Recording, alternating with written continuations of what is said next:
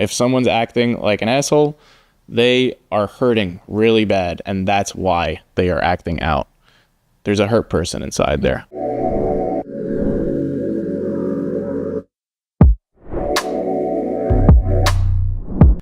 Yo, what is up? Welcome to episode 15 of Brolosophy. I am Mike Fio.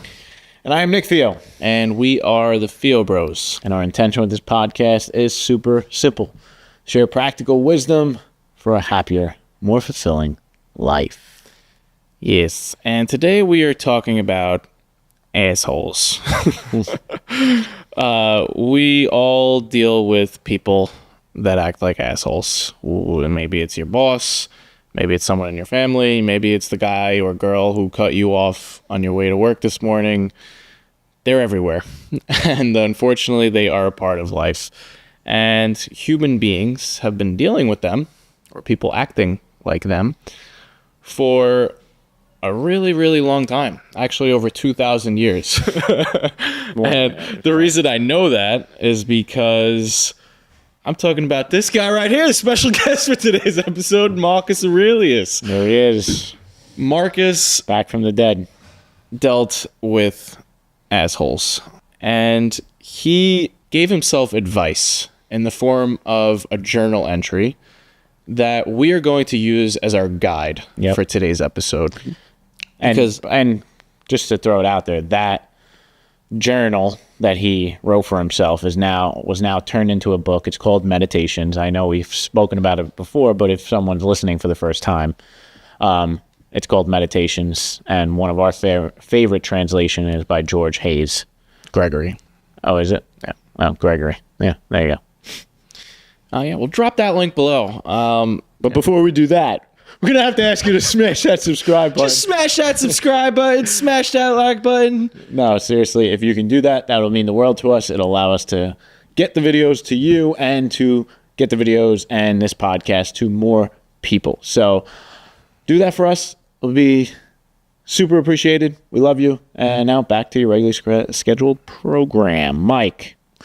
Yes, so we're pulling all three tips, like I said, from one Marcus Aurelius quote. What is that quote? When you wake up in the morning, tell yourself, the people I deal with today will be meddling, ungrateful, arrogant, dishonest, jealous, and surely. They are like this because they can't tell good from evil. But I have seen the beauty of good and the ugliness of evil, and have recognized that the wrongdoer has a nature related to my own, not of the same blood or birth, but the same mind, and possessing a share of the divine. And so none of them can hurt me. No one can implicate me in ugliness, nor can I feel angry at my relatives or hate him. We were born to work together, like feet, hands, and eyes, like two rows of teeth, upper and lower. To obstruct each other is unnatural. To feel anger at someone, to turn your back on him, these are obstructions. Marcus Aurelius. What a savage. That was a beautiful journal entry there. What we're going to do now is take that long quote and break it into three parts so that we can really try to understand the advice that Marcus is giving us. Yeah, because there's a lot in there. There's a lot. Away. So the first section of the quote, we summarized it with this mantra of expect the worst. And the part of the quote is, when you wake up in the morning, tell yourself, the people I deal with today will be meddling, ungrateful, arrogant, dishonest, and surely. I miss jealous. Surly. Jealous and surly. Nick. Surely. I can't say that word. We're going to skip that one. But basically, they're going to be ungrateful, arrogant, dishonest, and jealous. And surely. Yeah. So in other words, what he's basically saying is expect that on a daily basis, you are going to deal with people who are acting like assholes. And there's no way around it. There's no way to avoid it. So you might as well wake up every morning and expect that He was accepting the reality that Yeah, he was going to deal with some people that were going through some shit today, and they were going to cross his path. It's the anticipation of bad things happening to you. Of the worst case scenario. Right. Yeah. So there's another quote that kind of brings this more to life from Seneca. He says, "What is unlooked for is more crushing in its effect, and unexpectedness adds to the weight of a disaster." To quickly translate that, Nick, you got a very easy translation. Basically, if you don't think about the unexpected, then when the unexpected happens, it will crush you. But if you can think about the things that could go wrong, and then when they do happen, you'll just be more prepared for them. Yeah. And that's basically what he's doing. He's priming himself to be good, no matter if he deals with the kindest person or he deals with the most unkind person on his path that day. Right. So that's number one. He's like putting on his armor for the day by completely eliminating any expectations he has. Yeah. Yeah, that's a really good point. So if you reduce your expectations to 0 every single morning, then you've already won. Yeah, that's a good point. All right, so number 2, the second part of this quote we want to break down that we've summarized into a mantra is, don't take it personally. This is a powerful one. They are like this because they can't tell good from evil, but I have seen the beauty of good and the ugliness of evil and have recognized that the wrongdoer has a nature related to my own, not of the same blood or birth, but the same mind, and possessing a share of the divine. And so none of them can hurt me. No one can implicate me in ugliness, nor can I feel angry at my relative or hate him. Yeah. What do you got there for us? This one's all about empathy and realizing that everyone at different times does what he would call ugly things. Mm-hmm. Everyone acts like an asshole sometimes, including us. Yeah. So when you come at it from that lens, not from a lens of you're on this grand old hill looking down at everyone, all these assholes, you're also an asshole sometimes. And when you can accept that, you realize that when someone is acting like an asshole, it's not personal. Basically, it's not on you, it's on them. Mm-hmm. So don't take it so personally. Yeah. It's that famous line, hurt people will hurt people. We are all, as humans, going through this human experience. And in this human experience, we are all dealing with difficulties. And once you can really grasp that and look at your own life as the example, then it will give you the power to have more empathy towards others rather than judgment of them, right? Because you have felt like that before. Yeah. I know that feeling. I've been an asshole to my spouse, or I've been an asshole to my friend or my brother or whatever it is, right? I've been there. So I know I'm not going to judge you today. Right. And a story that really brings this to life for me that I constantly think back on is the story of the man who gets on to the bus with his 2 kids. The man gets on the bus with his 2 kids, and the 2 kids, it's a packed bus, and the 2 kids start basically going wild on the bus, like hanging off the bars, yelling, screaming, pushing each other, and the dad is just sitting there looking down at the floor, kind of ignoring his kids while they go absolutely bonkers. And the people on the bus are like looking at this all unfold, and like they're in disbelief here. Like, is this guy gonna say something? Is he gonna get his kids under control? So finally, one dude that's sitting next to him can't take it anymore, and he looks at the dad and he's like, "Excuse me, sir. Like, your kids are going crazy. Can you get them under control? Like, this is unacceptable."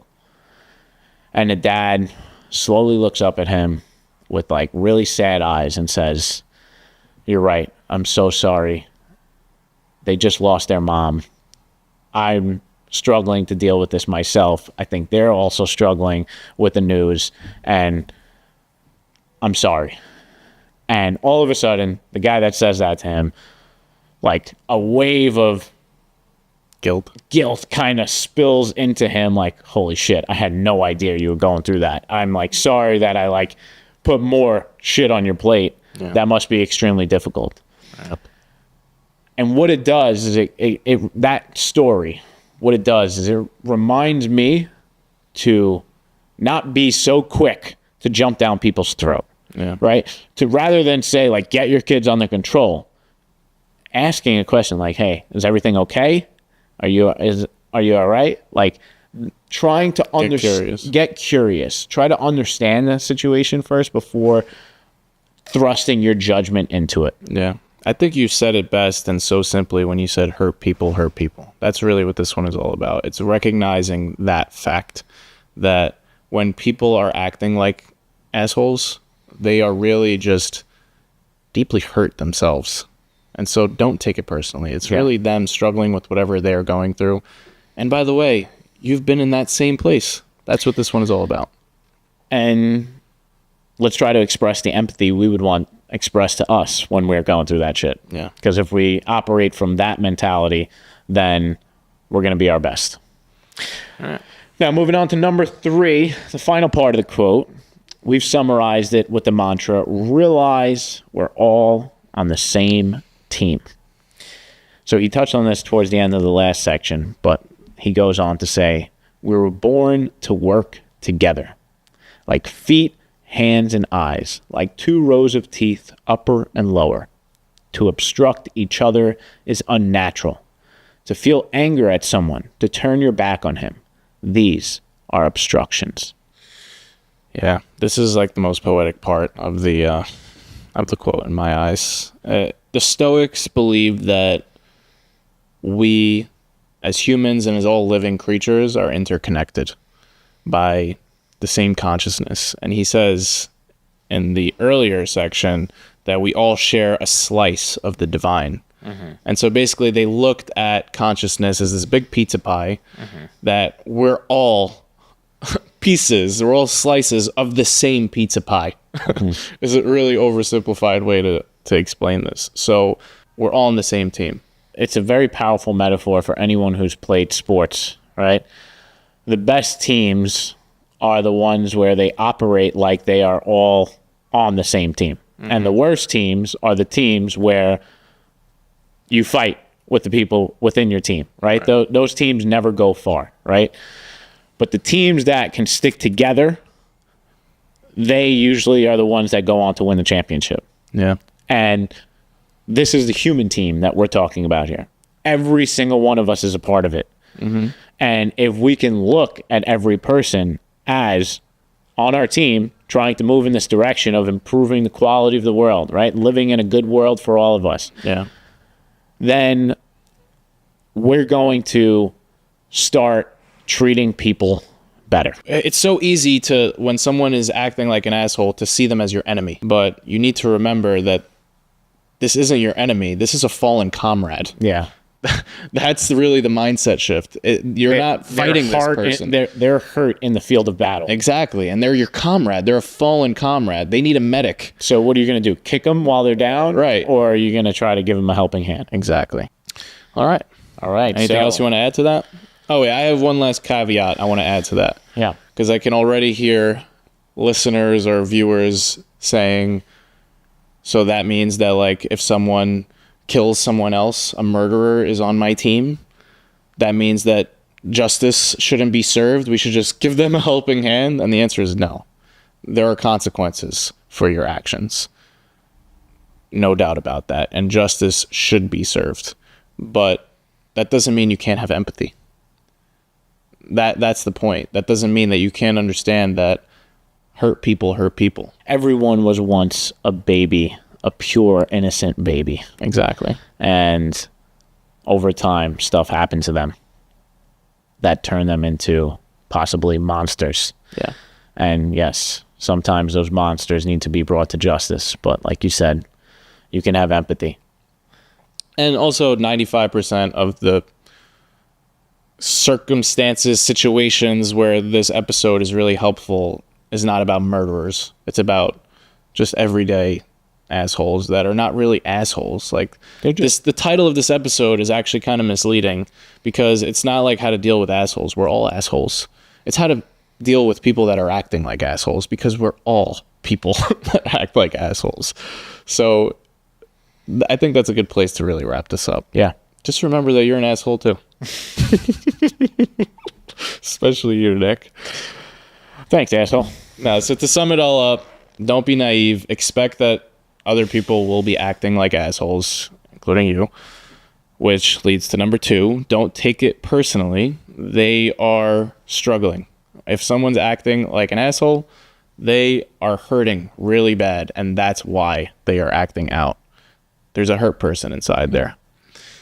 So have empathy. It's not... So rather than sending them your anger, send them your love. And rather than be offended by it, don't get offended by it, because that's what's going to trigger your anger. Realize that it's on them. Yeah. Keep it on them. Yeah. You know?